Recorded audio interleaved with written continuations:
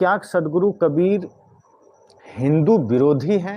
ये बात आज बहुत चल रही है, क्योंकि आप सब सुनते होंगे रमाशंकर साहब का प्रवचन। जब वो कट्टर बोलते हैं तो बहुत से लोग उस पर कमेंट करते हैं कि नहीं, ये तो कबीरपंथी हैं और कबीर तो हिंदू विरोधी हैं, इसलिए राम को गाली देते हैं, कृष्ण को गाली देते हैं, दुर्गा को गाली देते हैं, महादेव को गाली देते हैं, हिंदू परंपरा को गाली देते हैं। अब इसमें सच्चाई यह है कि जैसे एक गार्जियन होता है, एक पिता होते हैं अपने घर में, और कोई बेटा गलती करे तो क्या वो पिता अपने बेटे को डांटेगा नहीं? क्या वो समझाएगा नहीं? निश्चय ही समझाएगा। अब इसका मतलब यह नहीं है कि एक पिता अपने बेटे को डांट रहा है तो उसका डांटना बेटे की दुश्मनी कहलाएगी, कि बेटे से दुश्मनी है, कि बेटे को पसंद नहीं करता, बल्कि उसका डांटना ये साबित करता है कि वो बहुत प्रेम करता है अपने बेटे से और वो नहीं चाहता कि बेटे में कोई दुराचरण रहे, वो नहीं चाहता है कि बेटे में कोई बुराई रहे। निश्चय ही सदगुरु कबीर हिंदू परंपरा में जन्म लिए, पाले पोसे मुस्लिम परंपरा में गए, लेकिन हिंदू समाज से उनका गहरा लगाव था।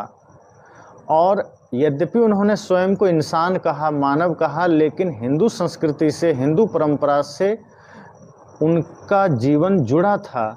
इसलिए वो नहीं चाहते थे कि हिंदू समाज में कोई त्रुटियां रहे, वो नहीं चाहते थे कि कोई पाखंड रहे, वो नहीं चाहते थे कि कोई समस्या रहे।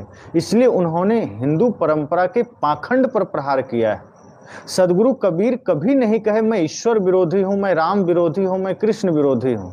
जब भी उन्होंने कहा तो उनके कहने का तात्पर्य यह होता था कि अगर कोई राम की पूजा करता है और वो अपने भाई से झगड़ा करता है, यदि कोई कृष्ण की पूजा करता है और अपने भाई पर मुकदमा करता है, तो सदगुरु कबीर कहते हैं मैं इस तरह की पूजा का विरोधी हूँ, न कि मैं पूजा का विरोधी हूँ। पूजा मात्र का विरोधी नहीं हूँ, क्योंकि पूजा भी व्यक्ति को विनम्रता प्रदान करता है, पूजा व्यक्ति को आस्था प्रदान करता है, पूजा से व्यक्ति थोड़ा सा अपने को शांति महसूस करता है। लेकिन वो पूजा कैसी होनी चाहिए? हम चाहे राम की करें, कृष्ण की करें, रहमान की करें, अगर वो पूजा मात्र चित्र से संबंधित है तो सदगुरु कबीर कहते हैं तब मैं विरोधी हूँ।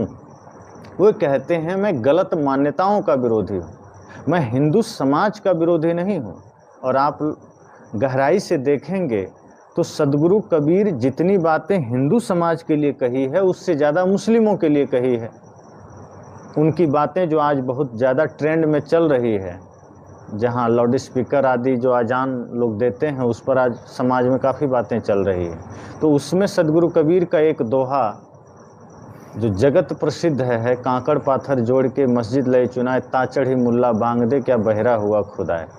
इस दोहे का प्रचलन आज बढ़ गया है, हर कोई इसका उदाहरण दे रहा है कि कंकड़ पत्थर चुन करके मस्जिद बना लिया और उस पर मुल्ला चढ़ करके बांग दे रहा है।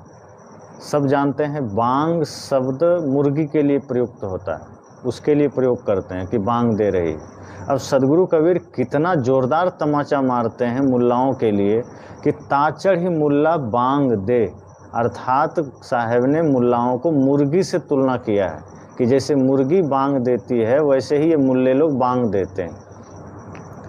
उसी तरह से वे और भी कहते हैं कितनों मनावो पाँव पड़ी, कितनों मनावो रोए, हिंदू पूजे देवता तुरुक न काहू के होए। ये कितनी बड़ी बात है।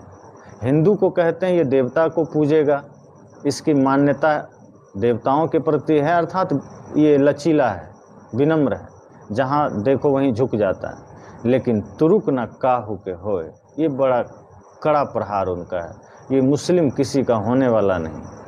इतनी बड़ी बात आज कोई कह दे तो मानहानि का केस हो जाता है या दंगे हो जाते हैं। तो सदगुरु कबीर ने कहा है।